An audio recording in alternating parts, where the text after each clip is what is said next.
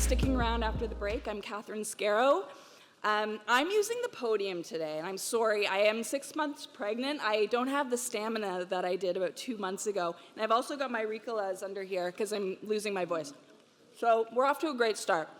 But in all seriousness, we appreciate you being here in person. For those of you online, thank you for joining us for our third annual Tactics and Takeaways. So as a content marketer, I've learned that trends are more than these passing moments. They're signals, really. They show up and they show us what people care about, what's resonating, where culture is stuck, where it's stalled. They're really this map of the collective mood, much like the stock market, really. Volatile, emotional, and shaped by the world around us. And I put together our annual trend report every year, and I love doing this work, and it is available for download, as you can see. But let's face it, trends come and go so quickly right now. I mean, it's nearly impossible to pin them down. And that speed, combined with the cultural landscape we find us in, it's shaped by tension, contradiction, and uncertainty. And it means it's a really interesting moment right now. We find ourselves in what I would call a creative crossroads, where nothing feels fixed, but everything feels possible. So for brands or marketers like us, it's really both a challenge and an opportunity. But really, we're just going to start with looking at what creativity is. I'm going to show you some of the 5 biggest trends that I'm seeing right now. And then I'm going to leave you with some ideas on generating ideas. So as I said, before we dive into the actual trends, I want to take a pause here. And I want to zoom out and talk about creativity itself.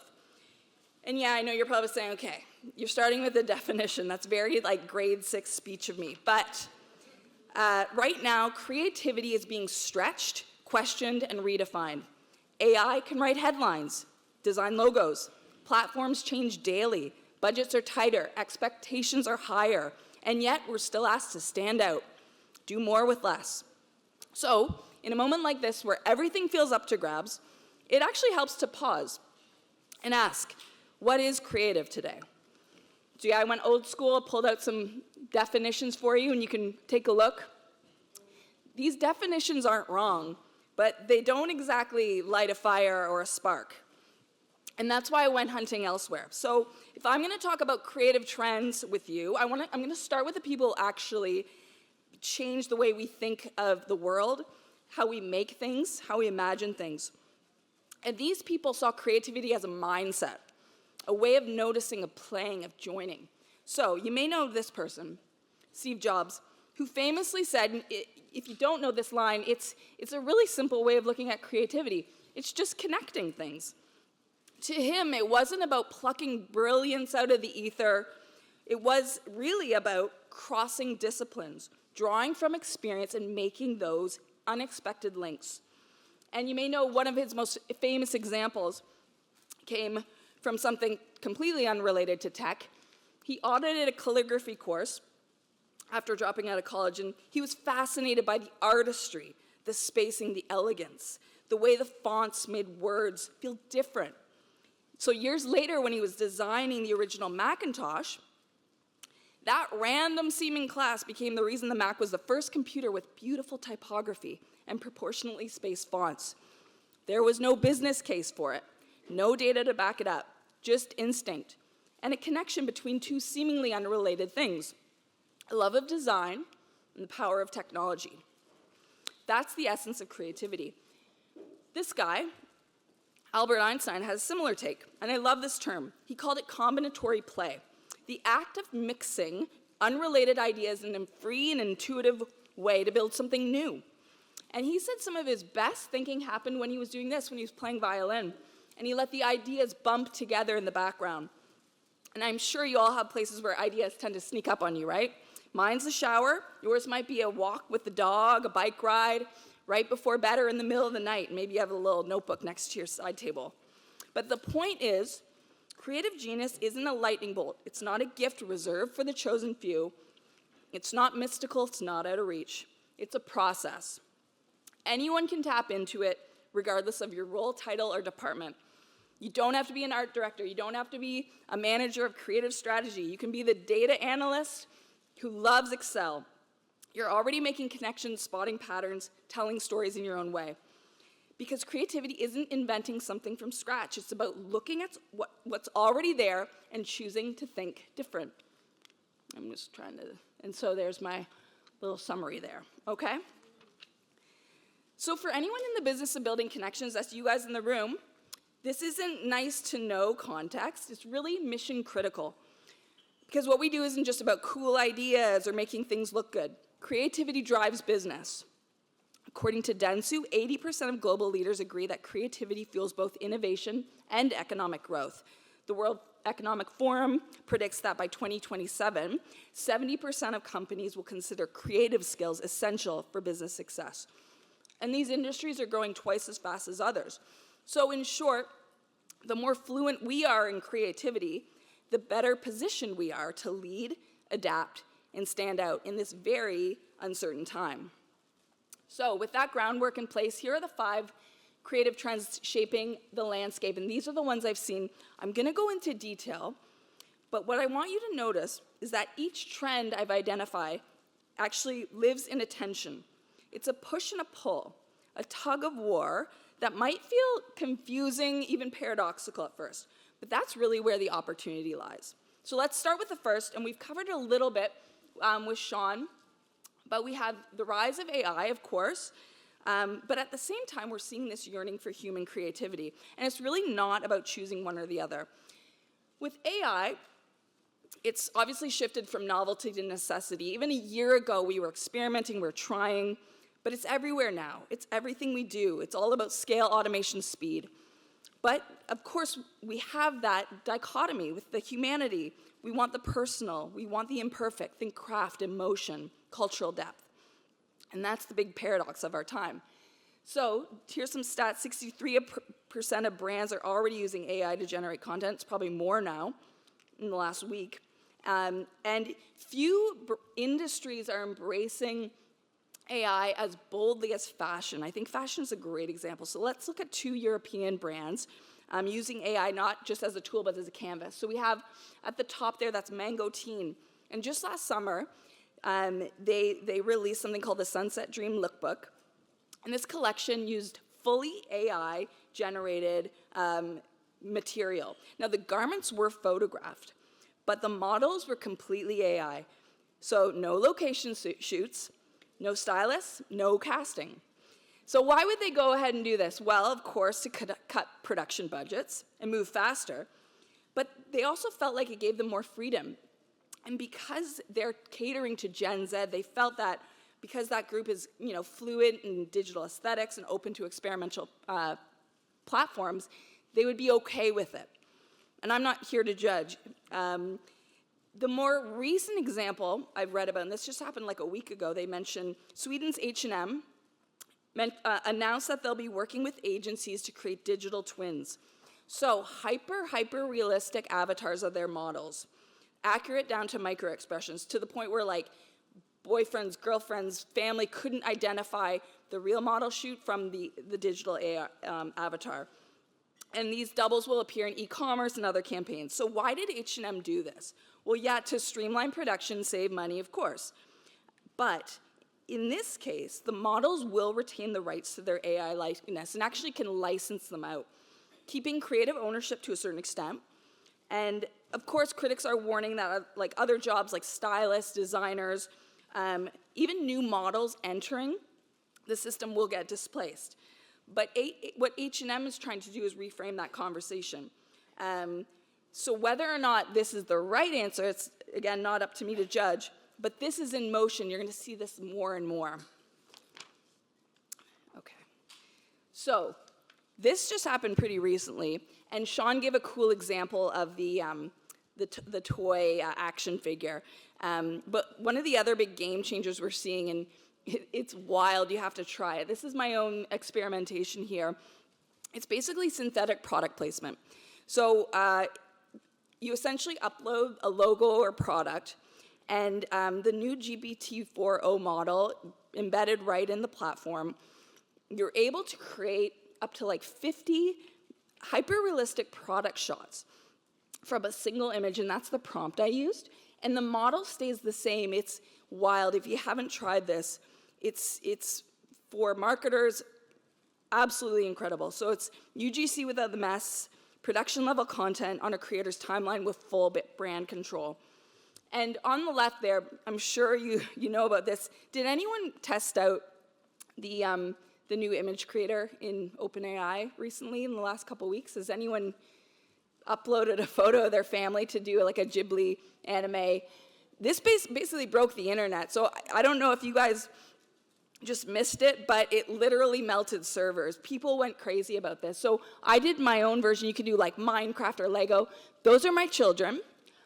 Yes, I uploaded them into AI, and my prompt was literally turn them into Pixar characters, and that's not bad. My kids were blown away. It's now my background on my phone, and it's whimsical, it's nostalgic, it's oddly emotional. One marketer I follow said that marketing basically changed overnight with this implementation. It's scary good. Now, not everyone was pumped. Studio Ghibli's founder, Hayao Miyazaki, he's actually called AI art grotesque and an insult to life itself for a while now, but his words hit a little harder now. AI isn't just copywriting style, it's simulating feeling. And so the question becomes, just because we can, should we? I don't know. So as AI speeds ahead, a counter trend is surfacing as well. People want that warmth, that humanity, that human pulse. Now, you saw this tension explode last year when Apple released its now infamous iPad Pro ad, where the spot, it crushes instruments, books, paints, basically humanity. But to many, it felt like a tone-deaf symbol of what tech and AI may erase. That moment really did strike a nerve. And it underscored something that many are already feeling, that hunger for humanity and imperfection in storytelling. And that brings us to Etsy. I don't know if you've seen these ads, but they really, they leaned hard into this Keep Commerce Human campaign. And it really moves in the opposite direction of where other brands are going. It's more than just a tagline. I think it's their statement of purpose. Celebrating the maker movement, slow craft, and the idea of that meaningful things actually take time. They can't just be automated. And it's really this cultural craving for the authentic and the individual. So, as we wrestle with emotional depth or lack thereof in AI, we're also confronting another creative crossroads. We talked about, short form content a lot in the last panel, but for years, the mantra, shorter is better. And really that still holds. I think we've seen with platforms like TikTok and Reels and YouTube, they reward short, visual scroll-stopping content. And in fact, according to Business Insider, 48% of consumers prefer short form. This is just an example. I was going to talk about Duolingo, but I feel like we covered that a little bit. But Pop-Tarts, I don't know if you follow them, but they are sort of this Gen Z content machine right now. They serve up that chaotic, that unhinged, that self-aware content. This is their most recent. Can anyone tell me what this is inspired by? Anyone? White Lotus? Oh yeah, everyone's talking about it. So dark luxury meets toaster pastry absurdity. It shouldn't work, but it does. It's hilarious. The music is fun too. And Pop-Tarts is fully committed to this short form content and is rewarded for it. And then there's Lay's. I don't know if you caught this spot. This was during Groundhog Day this year, back in February. They aired a 15-second ad. But what was really interesting is they ran it 8 times in a row, each one slightly different. At first, people thought it was a mistake, like a glitch, but the repetition was the point. And what it became was this meta joke on advertising fatigue, a commentary on deja vu content, and it was highly viral. So Lay's didn't exactly stretch time, but they compressed meaning, proving that even in a 15-second spot, they can tell a story and they know what they're doing.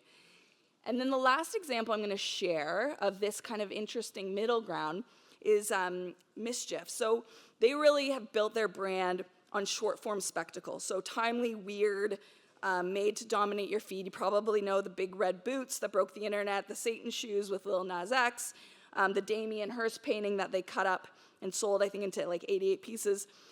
They're really stunt-based. instant headline generators. But here's the interesting twist. They're not just viral, they extended the moment recently with a book. So talk about long-form storytelling. And this is sort of a creative manifesto disguised as an art book. It's part archive, part behind-the-scenes look at nearly a decade of drops and the backlash they've received. And so it deepens the narrative, okay? They're giving fans context and meaning. And their next move, this is speculative at the moment, but they're going to create a magazine, but it's only going to be available on bottles of shampoo and body wash.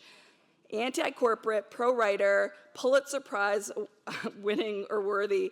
And so, they've proven that they're a brand that can chase the moment, live in the news cycle, but also have that longer-term, long-form content and cultural relevance.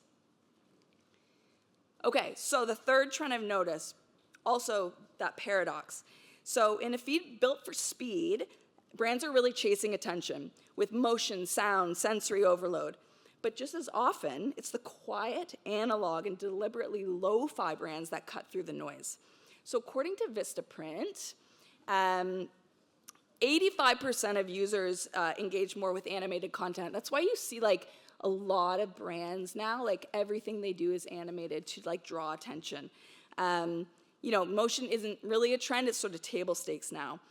And I'm just gonna add that up there, you've got Spotify. But it's not just motion, we are also seeing that sound becoming also a part of this trend. So PHMG reports that 75% of consumers say music and sound design deepen their emotional connection to a brand. So in combination, you have motion and audio creating these immersive moments that stand out in this scroll fatigue world. So Spotify, if you're a Spotify user, you know that it's really motion, it's become motion first. Its Canvas feature kind of replaces the static album art with visual loops, and which has helped boost shares, saves, and repeat plays. And with Create Cover Art, users can actually turn their playlists into animated mood boards. Pardon me, I'm just going to get a drink. And this is an interesting development we learned from the Canadian podcaster study that we help produce every year. So can anyone guess the fastest growing podcasting platform in Canada? It's YouTube. And showing that people are wanting to watch podcasts as much as listen to them. So even podcasts have become motion video forward. And you're seeing Spotify and Apple trying to keep up with that. I'm just going to show you another example that I like from the Super Bowl. I don't know if you caught this spot, but this is Nerds gummy clusters. And there's no sound, unfortunately, but has anyone tried Nerds gummy clusters? They're delicious, right? And they actually came out about 5 years ago, and the thing that blew my mind with them is they now make up 80% of Nerds' total sales. Their annual revenue since they introduced gummy clusters went from 50 mil to 500 mil. Anyway, mind-blowing. Quirky sort of mashup product, but again, if it's commercial, it's a sound symphony. It's beautiful, and that's Shabuzi walking around, bright colors, bold choreography, chaotic cuts. So Nerds is also really leaning into that trend. I'm just going to move over here. And then you have the flip side. So this is also becoming a powerful trend, that idea that as the pace gets faster, as feeds get fuller, we're actually seeing more and more people opt out, not out of culture per se, or creativity, or connection, but out of the noise. They want presence, stillness, simplicity. And in our own research and trend report, we've been tracking this. So we actually see on some of our long-form content, which we don't do as much of, but we still do it, we thought we might see time spent and scroll depth go down, and we actually see it go up with our long-form content. And we also see these trends around slow travel, mindful experiences. 43% of our readers say they actively seek out tech-free trips with minimal distractions. And I call this the rise of maybe intentional content. And they're doing less, but they're doing better. So here are some examples that I'd like to share. So we've got up above, you can't really tell that that's Heineken, but they released what they called a boring phone. While most brands are chasing innovation, they went the other way with a limited edition flip phone. It does basically nothing, doesn't have apps, no social media, just calls and texts. And for them, it wasn't a gimmick, it was a message. So disconnect to reconnect.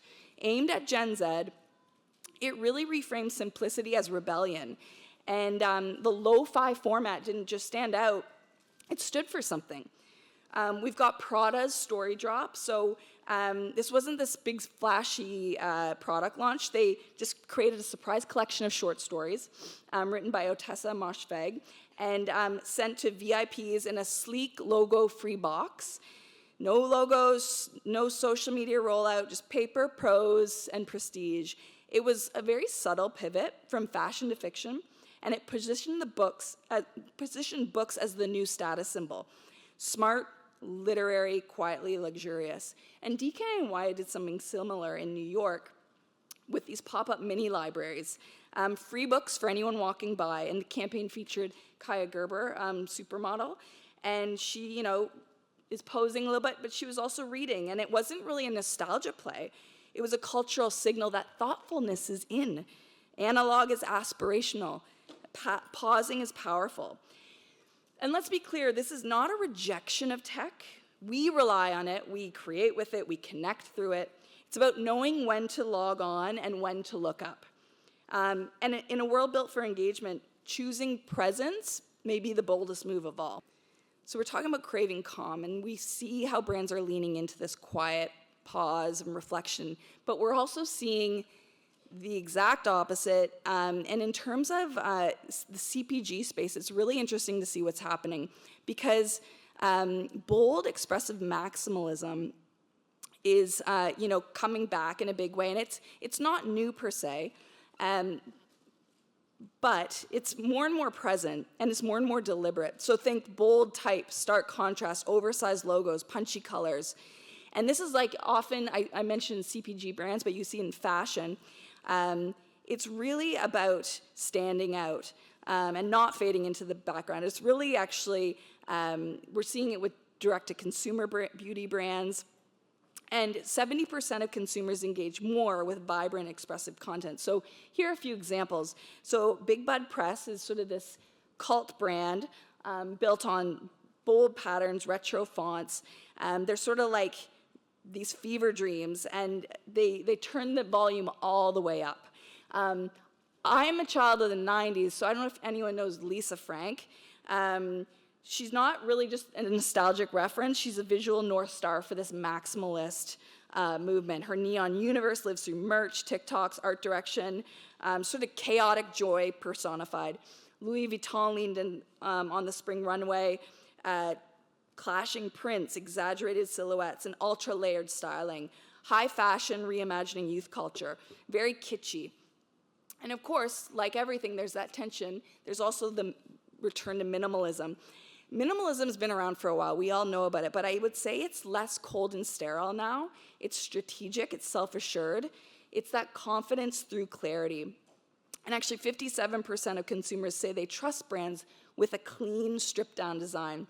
And here are some examples. So take Click Home Storage. This is a Canadian company out of Vancouver. They offer that sort of sleek, design-forward storage for modern homes. They sort of pair neutral tones with a clean grid, just enough quirk to feel human. It's like minimalism with that warmth. We have Diana Seafood out of Toronto. It's coastal-inspired minimalism that feels confident, not cold.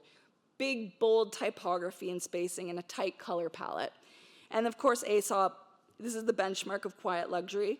If you're into Pinterest, pretty much every premium bathroom has Aesop on the counter, but you can also get it at Costco this year, apparently. So there you go. And its design is iconic, neutral tones, clinical fonts, minimalist labeling. It's that shorthand for restraint and status. But where are they meeting in the middle? And this is what I think is really interesting about the time we live in. I'm calling this loud minimalism. So we talked a little bit about Olipop and Poppy, but I feel like they're a really good example of finding that middle ground. So they've got that retro charm with rounded type, pastel tones, vintage illustrations, and Poppy goes a bit brighter and bolder, color blocking, oversized fonts, and that sort of emoji core energy. And they show how minimal doesn't have to be muted. It's actually very bright and fun and joyful. Rex bar as well, very, very clear case study in loud minimalism. So stripped down packaging, massive type, brutalist, just the facts confidence. It's really impossible to ignore on the shelf. It's not bland minimalism, it's minimalism turned up to 11. And then I included Sun Noodle as well. Each of the flavors gets their own playful identity, but it's still very restrained, clean, consistent. I should look at my timer's not even going on. I don't even know how much time I have left, but I could be up here all day. Okay, so luckily this is the final trend I'm going to talk to you about, but I love this trend. So this one continues to evolve, and it's that ongoing push between nostalgia and futurism. So nostalgia, of course, isn't a trend anymore. It's a creative constant, I would say. It's a powerful emotional device that marketers use and have leaned on it for decades now. But what is new, I would say, is how brands are remixing the past, drawing on cultural memory not to imitate, but to reimagine. And we're seeing this wave of legacy brands digging into the archives, not just to look retro, but to feel familiar. Their goal is to reignite that emotional memory, to reclaim cultural relevance. And you'll see examples of this in, I would say, in the drink and food and snack category. And this move isn't just working, it's winning. So, Pepsi recently and Burger King in the last few years actually revived that brand equity that they built and lost by reintroducing some of those bold visuals, fonts, and palettes that made them iconic in the first place. So I would also add MTV in there. I don't know that they're actually relevant anymore, but they also had a similar movement, and then Pizza Hut as well. They're leaning hard in that vibe, so VHS filters, checkerboards, pixel fonts, just loud palettes. So it's not just nostalgia, but it's like identity reclamation. I included Sunny D in there. Did anyone drink Sunny D growing up? Does anyone know what I'm talking about? Show of hands. I call it that sickly sweet orange drink. Wasn't actually even that good, but for some reason everyone wanted Sunny D in the fridge. It's sort of the unofficial drink of recess, and they found a second life, actually, this time with a vodka seltzer. And it kind of works. And in fact, I think Sunny D is in talks of being acquired for quite a large sum. So proof that legacy brands don't have to dust off the past. They can remix it into something entirely new. So yes, nostalgia works, but only if it moves. And the best revivals are more than a vibe, they're a strategy. And I want to look at the flip side. So you also, while nostalgia is rising, you have this futuristic, hyper-modern aesthetic. Some brands are leaning full tilt into the future. And I mean, you can see it on the roads in the Cybertruck. But it's like this sleek, experimental, sci-fi adjacent, born from gaming culture, digital fashion, next-gen hardware. And according to Vistaprint, 74% of Gen Z prefer branding with futuristic, neon-forward aesthetic. And I love this example here. This is the Renault, I have to get this right, R17 electric resto mod. I don't know a lot about cars, but when I saw that, I was like, that is cool. This is actually a concept car reimagined into an EV. And what makes it powerful, I'd say, is it doesn't really erase the past. If you look at the older models, you obviously can identify it, but it evolves it. It's got the same silhouette, same soul, but now with these sharp angles and a bold new identity. It's an electric vehicle. It's heritage retooled for the next era. And on your left here, this is Nike's Adapt Sense Air jacket I was reading about. So this is sort of a masterclass in functional futurism. This is coming from their, it's called ISPA line, Improvise, Scavenge, Protect, Adapt. Re-released this jacket with modular construction, integrated pump channels, and a fold-down design that converts in a bag. So sort of streetwear meets survival gear. Minimalist in color, maximalist in innovation. So here's what's interesting. I would say the best future-forward brands don't just look cool. They feel inevitable, but they have to ground you in something human. And these are a few examples of just brands I think balance the nostalgia with the futurism really well. So the first is the Volkswagen ID Buzz, and this is an electric reboot of the 1960s microbus. So it has the rounded edges, you'll notice, the two-tone colorways. So you instantly can kind of identify it as a Volkswagen, but it's obviously engineered for the modern road. And appealing to both, say, boomers, Gen X, and Gen Z is not easy because lean too far in either way, and you risk losing both. But I think they do a really nice job with that. Good Shout beer is new, but I love their sort of like blockbuster era nostalgia, fonts, primary colors. It's fresh, it's new, but it feels vintage, but relevant to today. And this last example, I don't know if you've heard of Vacation Sunscreen. They lean heavily into that 1980s beach culture. So think retro edge, kitschy, nostalgic, but their formula is very modern. It's cruelty-free, dermatologist approved, and it delivers. So, again, not knowing how much time I have left, I am going to leave you with this. Basically, if there's one big theme running through every trend we've explored, it's that great creative doesn't live in extremes, it really lives in the mix. It's not necessarily about being pro-future or pro-nostalgia or choosing minimalism over maximalism. It's about embracing the contradiction. And the most powerful ideas they're not coming from picking a lane, they're actually coming from being able to cross lanes and not getting stuck in traffic. And you know, it's not just a theory I have, there's a proven process for being more creative. And James Webb Young is an ad man, and I think this framework, I don't know if you've ever read his book or been exposed to it, but it really, when I read through it, it really landed with me. So here's the recipe. You want to start by gathering your raw material. Great ideas they don't start from staring at a screen. They come from being curious, consuming widely, and pulling inspiration from different industries, cultures, experiences. You know, and then you want to digest that material. So instead of looking at these ideas in isolation, start finding patterns and making those connections. Ask yourself, how could these ideas work together? What happens if I mix this with that? Being open to unexpected intersections. And then there's that unconscious processing time. And this is a hard part for a lot of people. It's about stepping away, and I showed you the example of Einstein playing his violin, but let your brain do the work in the background. You know, if you've had a good idea, it's probably not at your screen, it's probably somewhere where you least expect it. And those good ideas, like bring a book with you or a little notepad. I do, and some of those ideas, you know, they turn out to be gold. And then there's the aha moment. Inspiration strikes. The pieces come together. And then suddenly you see that idea that wasn't so obvious before. And then refining and testing. So shaping those ideas and, you know, tweaking them, polishing them, testing them, getting feedback, iterating. The best creative work isn't just thought up, it's built up. And this is not a linear process, it's cyclical. Each idea feeds the next. So with that, I'm going to say staying in your lane is how you get stuck in traffic. So you got to keep creativity moving. Don't be scared to change lanes. And thank you so much for riding shotgun today.